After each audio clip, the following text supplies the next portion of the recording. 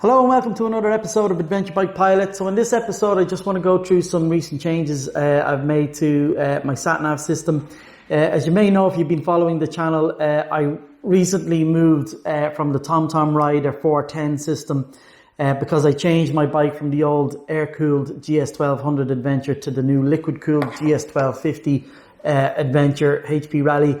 And I wanted to get the best user experience that I could from that bike. So I changed to the new Navigator 6, which is the only sat-nav that can be controlled via the spinning wheel on the dash of the GS Adventure. Now, as you may have noticed, I just have not taken to this Garmin device at all. I know it's called the BMW Navigator 6, but it's a rebranded Garmin device. I just can't get to grips with it at all. I've sat down, I've read the manuals, I've learned how to use it, but as a user experience, it is just overly complicated. And the Basecamp software, again, you need a degree from NASA to use it. So I gave it its last chance then when I brought it on my recent trip down to the Southern Peninsulas on the Ring of Kerry. And it just totally and utterly, annoyed me the whole trip. One of the things that it did was that I uploaded a track to the device, and then when you load the track to the device, it has to convert it to a route. And when you convert it to a route, if you in any way deviate from that track, it completely cancels out the entire track that you're on or the route, and then it just takes the quickest direction or route to your final destination. But it doesn't really tell you that it's done that. So if you're not watching carefully, what you think you're on your route has actually changed and is now bringing you directly to your destination. And it was extremely irritating. On the TomTom, if you load a track, it'll actually play it as a track. If you deviate from that track, it'll always keep the track, its integrity, but will try and route you back onto the track itself. It will not cancel the track that you're on. And that was extremely irritating. It was the final straw for me. So as soon as I got back from that trip, this came off the motorbike, so all the cables, the mounting, etc. came off the motorbike, and I mounted the system then in pride of place for the Rider 410. And to be honest with you, it was a weight off my shoulders putting the old sat-nav back up. But then actually I decided to take the opportunity then to upgrade this to the new Rider 550 system. I think it's called the 550, it might be the 510, but I'm pretty sure it's the 550, which is essentially the upgrade of this machine. As you can see, they're even in the same case, same bezels, except one is dark and one is silver, and they're effectively the same machine. It's just upgraded. So as much as I loved the Rider 410, it wasn't without its issues.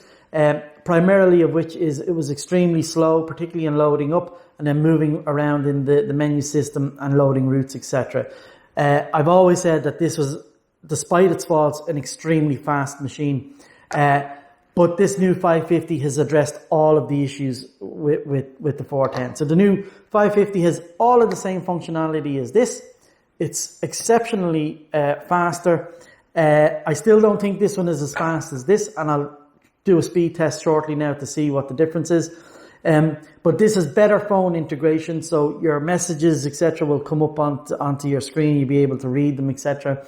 The other big change on this is that you don't need a computer to do the updates on this. This will directly link to the Wi-Fi and automatically detect and download and then install the updates without the use of a computer, which is actually quite powerful when you're on the road. If you're somebody who doesn't bring a laptop or a computer with you, now I always bring a laptop with me, not just for the TomTom, but for other, video editing and map changing issues.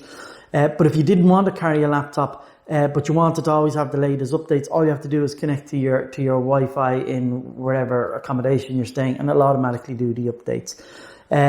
So it's addressed all of the issues that this one has, which makes this, in my mind, the almost perfect sat nav. The only advantage this has is that it links to the wheelie controller on the bike. But to be honest with you, other than zooming in and out on the menu, I didn't really find that I was using it that often. So I'm quite happy to sacrifice the access to the dash control for the user experience on this. It's just a much better sat nav. So I'll be interested to see what the speed test I'm about to do is going to yield. I think this will be the fastest one to load up, followed quickly by the 550, and then this will come in at some point. But that doesn't mean that it's technically faster. It just might mean that it's loading less information than the 550. But to be honest, it doesn't matter. As a user experience, it's whichever one is the quickest to use. Which says a lot, because it means that potentially that this could have been a much better machine because it is physically faster. But just the user experience, the software, the Garmin Basecamp, finding destinations and using it is just, for me, is a nightmare. And I know that's controversial. You wouldn't believe the amount of feedback I've had from people that are unbelievably upset that I don't like this Navigator 6 or Garmin's in general. It's a very polarizing conversation that I found out. But yeah, I mean, it is what it is. I don't like Garmin's. I think the TomTom is a much superior, easier to use machine. Not without its faults, but overall it's a better machine. So I'm quite happy now that they've resolved the 410 issues on this 550. That's now going to be my primary system. So these two will now go up on eBay, and I'll sell them, and they will more than cover the cost of replacing this new machine. So thanks very much for watching.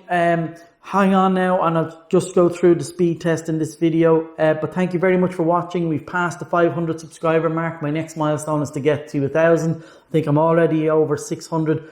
Thank you so much for supporting Irish YouTube motorcycle channels and vloggers. There's very few of us out there, so we absolutely appreciate your support. So we'll do that speed test now and see how it goes. And thanks for watching. Take care.